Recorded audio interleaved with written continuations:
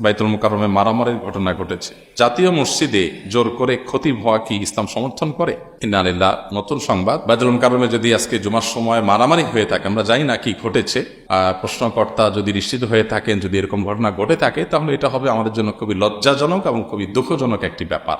যারাই এখানে মারামারির পরিবেশ তৈরি করেছে, তারাই ইসলামী দৃষ্টিকোণ থেকে মসজিদের সম্মানহানি করেছে, মসজিদের মর্যাদা নষ্ট করেছে। যদি কোনো ব্যক্তি ইমাম নিযুক্ত হন, তাহলে সেক্ষেত্রে তার নিজের যে ইমেজ, এটাকে পরিষ্কার রাখার দায়িত্ব তার। কারণ ইমাম এমন ব্যক্তি যাকে সবাই অনুসরণ করবে, অনুকরণ করবে। বিধায় কোনো ইমাম যদি নিজের কর্মকাণ্ডের কারণে তিনি বিতর্কিত হয়ে যান, তাহলে সেক্ষেত্রে সেই ইমামের কর্তব্য হয়ে যায় নিজে থেকে সরে যাওয়া।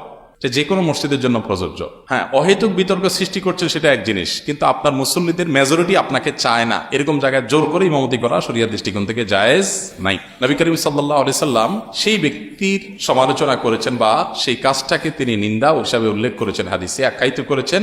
যদি কোনো ব্যক্তি ইমামতি করেন অথচ তার মুসল্লিরা তার উপরে কারিহ বা নাখোশ, মুসল্লিরা তাকে চায় না, তারপরে তিনি জোর করে ইমামতি করতে চান, এই ইমাম কখনো ভালো মানুষ হতে পারে না এবং এই কাজটা কখনো ভালো কাজ হতে পারে না। নবী করিম সাল্লাল্লাহু আলাইহি ওয়াসাল্লাম হাদিসে এই কাজটির খারাপ হওয়ার ব্যাপারে আলোচনা হয়েছে। অতএব এই রকম পরিস্থিতিতে জোর করে আমাকে ইমামতি করতে হবে, খতিব করতে হবে, এটা একেবারেই ন্যাক্কারজনক। এবং বিশেষ করে জাতীয় মসজিদের মতো জায়গা, যেখানে আসলে গোটা দেশের মানুষ যেটার দিকে তাকিয়ে থাকে, যেখান থেকে শেখার চেষ্টা করে, সেখানে এরকম ঘটনা যদি হয়ে থাকে, সেটা খুবই দুঃখজনক এবং অনভিপ্রেত ঘটনা, এরকম হওয়া উচিত না। মসজিদের আদব লেহাজ আমাদের সবাই বজায় রাখা উচিত। সবাই, কোনো যুক্তিতে মসজিদে মারামারি, কোনো যুক্তিতে যে মসজিদই হোক, সেটা গ্রহণযোগ্য না। আল্লাহ তাআলা আমাদেরকে হেদায়েত দান করুন।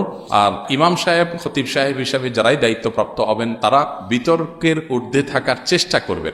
মানুষ হিসাবে কেউ বিতর্কের ঊর্ধ্বে উঠে যাবেন না, ভুল আমাদের হতে পারে, কিন্তু যদি মেজরিটি মানুষের কাছে আমি বিতর্কিত হয়ে যাবে, মেজরিটি মানুষ যদি আমাকে না চায়, তাহলে সেক্ষেত্রে আসলে জবরদস্তি সেখানে জায়গা বা চেয়ার দখল করা বা ইমামতির জায়গা দখল করে রাখা, এটা একেবারে অযৌক্তিক। মসজিদের সম্মানার্থেই, আল্লাহর ঘরের সম্মানার্থে, দিনের প্রতি শ্রদ্ধার জায়গা থেকে আমাদের এই সমস্ত ক্ষেত্রে দায়িত্বশীল হওয়া উচিত। কি ঘটেছে সেখানে আমরা পুরোপুরি যদিও জানি না, কিন্তু যদি বাইতুল মুকাররমে এরকম ঘটনা ঘটে থাকে আজ, সেটা হবে আমাদের জন্য খুবই লজ্জাজনক ঘটনা এবং খুবই দুঃখজনক একটি ঘটনা। কিছু কিছু মানুষ, কিছু কিছু পদ, এগুলোতে যদি আমরা সচেতন সতর্ক না হই, আমি যদি কোনো প্রচলিত রাজনৈতিক দলের কোনো একটা, যেখানে বিতর্ক আছে, যেটা নিয়ে এদেশে দ্বন্দ্ব আছে, চিরন্তন দ্বন্দ্ব এদেশে অব্যাহত, কোন একটা দলের অনুসারী আমি করলাম, কোন সে দলের অনুসরণ করেছি, অথচ আমি আবার সবার ইমামতি করতে চাই, তাহলে সেক্ষেত্রে মানুষজন যদি অন্তত সেটাকে ভালোভাবে না নেয়, তো আমি ব্যক্তিগতভাবে মনে করি যে এটা আসলে ধরে রাখা উচিত না। এখানে দায়িত্বশীলতার জায়গা আছে। আবার যদি লোকজন সাথে নিয়ে এসে, ক্যাডার নিয়ে এসে, অনেক মসজিদে এরকম হয় যে সাথে ক্যাডার নিয়ে আসলাম, এনে মসজিদ দখল করলাম,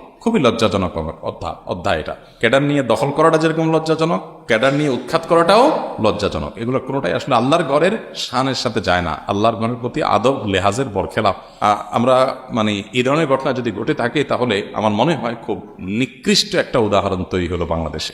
আল্লাহ তাআলা আমাদেরকে হেফাজত করুন। এর সাথে যারা জড়িত আছে তাদের সবাইকে আইনের আওতায়, বিচারের আওতায় আনা উচিত। যে আল্লাহর ঘরের সম্মানহানি, জাতীয় মসজিদে বিশৃঙ্খলা সৃষ্টি, এটা কোনোভাবে গ্রহণযোগ্য হতে পারে না। দলবল নিয়ে, আপনি লোকবল নিয়ে, ক্যাডার বাহিনী নিয়ে এসে মাস্তানি করবেন, এই মাস্তানির জায়গা অন্তত আল্লাহর ঘর না। আল্লাহর ঘরে এরকম মাস্তানি কোনোভাবে গ্রহণযোগ্য হতে পারে না। এর বিরুদ্ধে সর্বোচ্চ ব্যবস্থা গ্রহণ করা উচিত। আল্লাহ তাআলা আমাদেরকে হেদায়েত দান করুন।